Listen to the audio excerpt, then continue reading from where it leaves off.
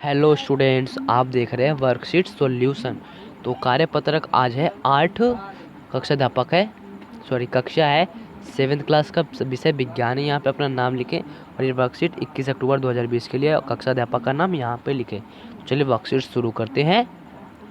विद्युत चुंबक। ठीक है, मनीष ने एक निर्माण क्षेत्र पर एक क्रेन को देखा जिसका अंतिम हिस्सा लोहे के एक विशाल टुकड़े से जुड़ा था। उसने यह भी देखा कि इस पर चारों ओर कुछ तार लिपटे हुए थे। उसे बड़ी हैरानी हुई कि कैसे एक कर्मचारी बिना चुंबक के लोहे के इतने बड़े भार को उठाने के लिए एक क्रेन का इस्तेमाल कर रहा है। वह अपने शिक्षक के पास गया और उससे के शिक्षक ने बताया कि जब किसी तार से विद्युत धारा प्रवाहित होती है तो वह एक चुंबक की भांति व्यवहार करता है। मतलब कि किसी तार से विद्युत धारा प्रवाहित करती है तो वह चुंबक की तरह व्यवहार करता है। ठीक है, और आगे है लोहे के किसी एक टुकड़े पर विद्युत रोधी तार से लिपटी विद्युत धारावाही कुंडली को विद्युत चुंबक कहते हैं। तो विद्युत चुंबक किसे कहते हैं? मतलब कि लोहे के किसी टुकड़े पर रोधी तार से लिपटे विद्युत धारावाही कुंडली को विद्युत चुंबक कहते हैं। विद्युत चुंबक की प्रबलता विद्युत धारा के प्रवाह को बढ़ाने व घटाने के क्रमश बढ़ती व घटती है।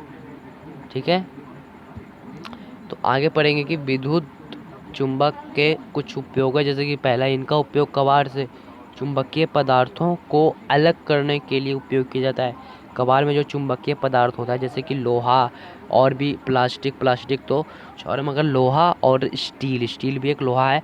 ठीक है, दूसरा है छोटे विद्युत चुंबक का उपयोग डॉक्टरों के द्वारा दुर्घटनावश आंख में गिरे चुंबकीय पदार्थों के छोटे टुकड़ों को बाहर निकालने में किया जाता है।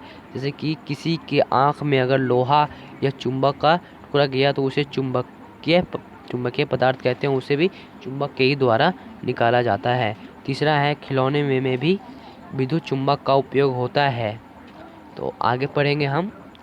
तो विद्युत चुंबक कुछ इस तरह का होता है। देखिए यहाँ पे विद्युत चुंबक जैसे कि एक लोहा है, इस पे एक विद्युत रोधी तार से लिपटा हुआ है, तो ये एक हो गया विद्युत चुंबक। ठीक है, इस तरह से विद्युत चुंबक बन जाता है। आगे पढ़ेंगे कि विद्युत घंटी इसमें लोहे की एक पतली तार पर तांबे के कुंडली लिपटी होती है। विद्युत चुंबक के निकट एक पत्ती लगी होती है जिसके एक सिरे पर हथौड़ा जुड़ा होता है। लोहे की पत्ती के समीप एक संपर्क पेच होता है। जब लोहे की पत्ती इस पेच के संपर्क में आती है तो विद्युत परिपथ पूरा हो जाता है तथा कुंडली से विद्युत धारा प्रवाहित होती है जिससे वह विद्युत चुंबक बन जाता है। तो यहाँ पे हम देखेंगे ये है विद्युत घंटी, जो कि विद्युत घंटी होता है उसी तरह का ये विद्युत घंटी है। जैसे कि इस पे लोहे के टुकड़े पर तांबे की कुंडली लिपटी हुई, जैसे कि लोहे के तार पर कुंडली लिपटी है और इस पे एक पत्ती है और ये हथौड़ा इस पे, जैसे इसमें विद्युत धारा प्रवाहित होती है तो ये इस तरह से घंटी इसमें बजने लगता है और इसमें से आवाज़ आता है। ठीक है, इस तरह से इसे विद्युत चुंबक बन जाता है। तो आगे देखेंगे इसका क्वेश्चन आंसर अब है, क्या विद्युत चुंबक का उपयोग किसी कचरे के ढेर से प्लास्टिक को अलग करने के लिए किया जा सकता है? स्पष्ट कीजिए। तो ये पूछ रहा है कि प्लास्टिक को अलग किया जा सकता है, तो नहीं, क्योंकि ये चुंबक सिर्फ चुंबकीय पदार्थ को ही अलग कर सकता है, जैसे कि लोहा और स्टील ये सब को ही अलग कर सकता है। तो चलिए देखते हैं इसका आंसर। तो यहाँ पे दिख रहा होगा आपको नंबर 1 पे प्रश्न नंबर 1 का ये उत्तर है, नहीं, प्लास्टिक की चीज़ें चुंबकीय सामग्री नहीं है। तो अभी मैंने बताया था चुंबकीय पदार्थ कौन कौन से है, लोहे और स्टील सिर्फ लोहे के पदार्थ हैं, यानी कि चुंबकीय पदार्थ है। तो इस तरह से नहीं होगा क्योंकि वे चुंबक द्वारा आकर्षित नहीं होते, मतलब कि वह चुंबक की ओर नहीं जाते हैं, मतलब कि वह चुंबकीय पदार्थ नहीं है। विद्युत चुंबक द्वारा अलग नहीं किया जा सकता। तो प्लास्टिक को विद्युत चुंबक द्वारा अलग नहीं किया जा सकता। क्यों नहीं किया जा सकता? कि वह इसलिए कि चुंबक द्वारा आकर्षित नहीं होगी, मतलब कि वह चुंबक की ओर नहीं जाता है। अगर हम लोहे को हम अगर चुंबक की ओर जाएं तो लोहा चुंबक में जाकर चिपक जाता है, तो ये चुंबकीय पदार्थ हुआ। मगर प्लास्टिक ऐसा नहीं है, प्लास्टिक चुंबकीय पदार्थ नहीं है। ठीक है, इसका आंसर मैंने दे दिया है। अब हम करेंगे प्रश्न नंबर 2 है, विद्युत धारा का प्रवाह बंद करने का विद्युत चुम्बक पर क्या प्रभाव पड़ता है।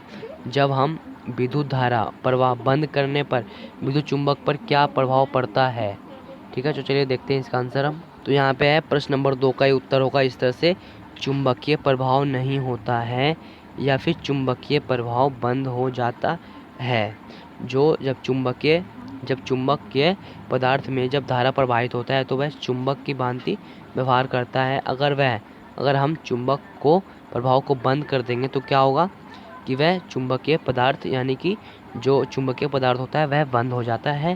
तो इस तरह से हम प्रश्न नंबर 2 का आंसर कर देंगे। तो अब हम करेंगे प्रश्न नंबर 3 का उत्तर, विद्युत घंटी में विद्युत चुंबक होता है या नहीं होता है। तो इसका आंसर होगा, तो प्रश्न नंबर 3 का आंसर होगा सत्य, क्योंकि विद्युत घंटी में विद्युत चुंबक होता है। इसका सत्य होगा। तो अगर मेरे चैनल पर पहली बार तो चैनल को सब्सक्राइब कर दें और इस वीडियो को लाइक कर दें।